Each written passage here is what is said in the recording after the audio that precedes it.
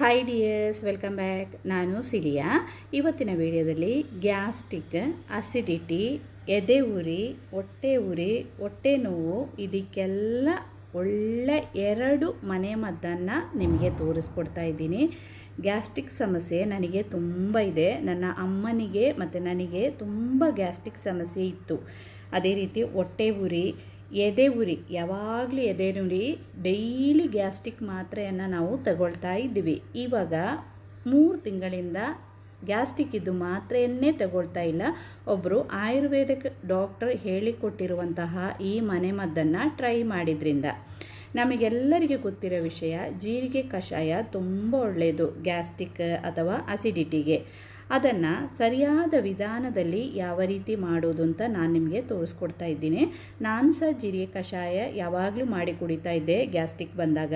ಅದರಲ್ಲಿ ಅಷ್ಟೊಂದು ಸುಮಾರಾಗಿ ನಮಗೆ ಕಮ್ಮಿ ಆಗ್ತಿರ್ಲಿಲ್ಲ. ಆದರೆ ಈ ರೀತಿ ಒಮ್ಮೆ ಮಾಡಿ ಕುಡಿದು ನೋಡಿ. 1 ಲೋಟ ನೀರಿಗೆ 1/4 ಚಮಚ ಜೀರಿಗೆ ಮತ್ತು 1 ಚಮಚ ಬೆಲ್ಲವನ್ನು ಹಾಕಿ ಚೆನ್ನಾಗಿ ಕುದಿಸಬೇಕು.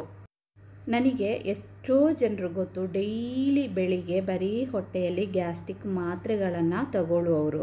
ನನ್ನ ಅಮ್ಮ ಸಹ ಡೈಲಿ ಮಾತ್ರೆ ತಗೊಳ್ತಾ ಇದ್ದರು, ಇವಾಗ ತಗೊಳ್ತಾ ಇಲ್ಲ. ನಾನು ಸಹ ವಾರದಲ್ಲಿ 3 ದಿನ ಆದರೂ ಗ್ಯಾಸ್ಟ್ರಿಕ್ ಮಾತ್ರೆಯನ್ನು ತಗೊಳ್ತಾ ಇದ್ದೆ. ಇಲ್ಲಾಂದರೆ ತುಂಬ ನನಗೆ ಎದೆ ಉರಿ, ಗಂಟಲೆಲ್ಲ ಒಂಥರ ಉರಿ ಆಗ್ತಾಯಿತ್ತು.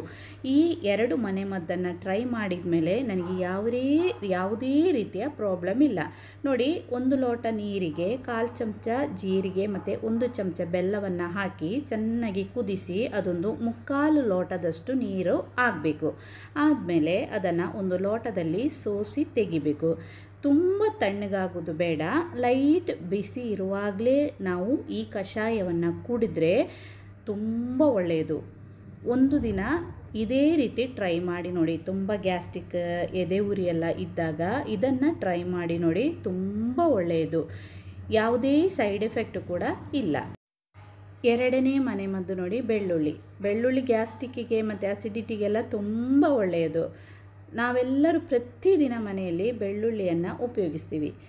4 ಎಸಳು ಬೆಳ್ಳುಳ್ಳಿಯನ್ನು ತಗೊಳ್ಳಿ. ಅದರ ಸಿಪ್ಪೆಯನ್ನೆಲ್ಲ ತೆಗೆಯೋದು ಬೇಡ, ಸಿಪ್ಪೆ ಸಮೇತ ಇದೇ ರೀತಿ ಅದರ ಸೈಡನ್ನೆಲ್ಲ ಸ್ವಲ್ಪ ಕ್ಲೀನ್ ಮಾಡಿ ತಗೊಳ್ಳಿ. ಬೆಳಿಗ್ಗೆ ಎದ್ದ ತಕ್ಷಣ ನಾವೆಲ್ಲ ಮನೆಯಲ್ಲಿ ನೀರನ್ನು ಕಾಯಿಸ್ತೀವಿ ಅಥವಾ ಟೀ ಮಾಡ್ತೀವಿ. ಟೀ ಮಾಡುವಾಗ ಅಥವಾ ಬಿಸಿ ನೀರು ಕಾಯಿಸುವಾಗ ಈ ಬೆಳ್ಳುಳ್ಳಿಯನ್ನು ಆ ಬಿಸಿ ನೀರಿಗೆ ಹಾಕಿ 1 ನಿಮಿಷ ಕುದಿಸಿ. ನಾನಿವಾಗ ಬೆಳಿಗ್ಗೆ ಎದ್ದ ತಕ್ಷಣ ನಮಗೆಲ್ಲರಿಗೂ ಅಭ್ಯಾಸ ಟೀ ಕುಡಿಯೋದು. ಇದನ್ನು ಸಪ್ರೇಟಾಗಿ ನಾವು ಬೇಯಿಸಬೇಕಾದ ಅವಶ್ಯಕತೆ, ಟೈಮ್ ವೇಸ್ಟ್ ಮಾಡಬೇಕಾದ ಅವಶ್ಯಕತೆ ಇಲ್ಲ. ಟೀ ಮಾಡುವಾಗ 1 ಲೋಟ ಟೀ ಮಾಡ್ತಾ ಇದ್ದೀನಿ. ಟೀ ಮಾಡುವಾಗ ನೀರನ್ನು ಕುದಿಸ್ತೀವಿ ಫಸ್ಟಿಗೆ. ಆವಾಗ ಆ ನೀರಲ್ಲೇ 4 ಎಸಳು ಬೆಳ್ಳುಳ್ಳಿಯನ್ನು ಹಾಕಿ ಇದನ್ನು ಚೆನ್ನಾಗಿ ಕುದಿಸಿ. ಕುದಿಲಿಕ್ಕೆ ಸ್ಟಾರ್ಟ್ ಆದಮೇಲೆ 1 ನಿಮಿಷ ಕುದಿದ್ರೆ ಸಾಕು. ಅಷ್ಟೊತ್ತಿಗೆ ನಮ್ಮದು ಬೆಳ್ಳುಳ್ಳಿ ಎಲ್ಲ ಚೆನ್ನಾಗಿ ಬೆಂದಿರುತ್ತೆ. ನಾನಿವಾಗ ಟೀ ಮಾಡ್ತಾ ಇದ್ದೀನಿ ಬೆಳಿಗ್ಗೆ. ಪ್ರತಿದಿನ ಬೆಳಿಗ್ಗೆ ಇದನ್ನು ತಿಂದರೆ ಸಾಕು. ಗ್ಯಾಸ್ಟ್ರಿಕ್ ಮಾತ್ರೆ ನೀವು ತಿನ್ನುವುದೇ ಬೇಡ. ಇದು ತುಂಬ ಒಳ್ಳೆಯದು. ನಮಗೆ ಮಲಬದ್ಧತೆ ಇದ್ದರೆ ಮತ್ತು ಇದು ಗ್ಯಾಸ್ಟ್ರಿಕ್ ಮಾತ್ರ ಅಲ್ಲ, ಕೊಲೆಸ್ಟ್ರಾಲ್ ಇದ್ದವರಿಗೆ ಸಹ ಬರೀ ಹೊಟ್ಟೆಯಲ್ಲಿ ಬೆಳ್ಳುಳ್ಳಿಯನ್ನು ತಿನ್ನುವುದು ತುಂಬ ಒಳ್ಳೆಯದು. ಇವಾಗ ನೋಡಿ, ಚೆನ್ನಾಗಿ ನೀರೆಲ್ಲ ಕುದಿದೆ, 1 ನಿಮಿಷ ಆಗಿದೆ. ಈಗ ಈ ನೀರಿಂದ ಬೆಳ್ಳುಳ್ಳಿಯನ್ನೆಲ್ಲ ತೆಗೆದು ನಾನು ಸಪ್ರೇಟ್ ಮಾಡ್ತಾ ಇದ್ದೀನಿ. ಇನ್ನು ಇದೇ ನೀರಿಗೆ ಟೀ ಪೌಡರನ್ನು ಹಾಕಿ ನಮಗೆ ಟೀಯನ್ನು ಮಾಡಿ ಕುಡಿಬೋದು, ಏನು ಪ್ರಾಬ್ಲಮ್ ಇಲ್ಲ. ಬೆಳ್ಳುಳ್ಳಿ ಅಲ್ವಾ, ನಾನಿವಾಗ ಇದರಲ್ಲೇ ಟೀಯನ್ನು ಮಾಡ್ತಾಯಿದ್ದೀನಿ ಸಪ್ರೇಟಾಗಿ. ಅದಕ್ಕೋಸ್ಕರ ನಾನು ಟೈಮನ್ನು ವೇಸ್ಟ್ ಮಾಡ್ತಾ ಇಲ್ಲ.